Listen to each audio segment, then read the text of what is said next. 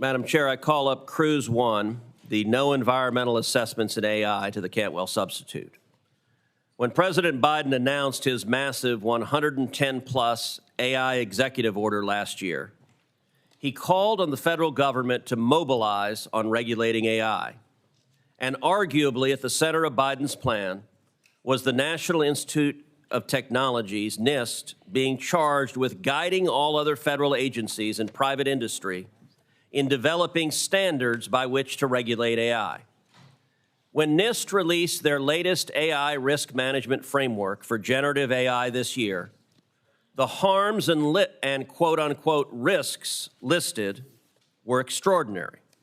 Quote, misinformation, quote, environmental impacts, and, quote, amplification and exacerbation of historical, societal, and systemic biases.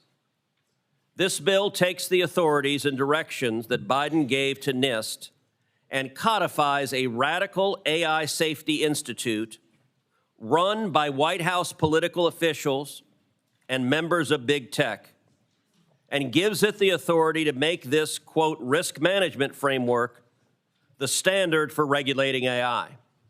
And there should be little doubt that environmental impact assessments would be required for developers and deployers of AI. They'll be audited on it, required to certify it, and regulated by international climate agreements. If agencies adopt this risk management framework, all AI products will be subject to environmental impact assessments.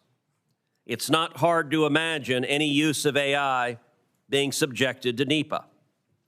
We're in a race against China to develop AI, and the administration and radical activists want to slow down AI development and drive up the cost of innovation.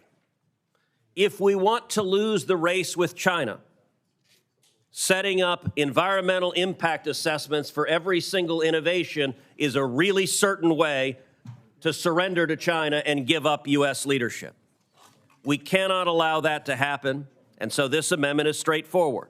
It prohibits environmental impact assessments or climate change analyses from being forcefully applied to AI decision-making or development. Speaking against the amendment, my colleague, I think, hopes that the government doesn't overreach here. But in reality, it is exactly what has helped us grow the innovation economy. When you think about what we came together on in the internet in setting standards that allowed various language models to propel us into the internet we know today, government standard setting done in collaboration with the private sector is the main reason why we lead in innovation today. In fact, approximately 93% of global trade is affected by standards and these regulations and impacts trillions of dollars. So what we're doing here today is trying to create a fair, safe, and competitive business environment.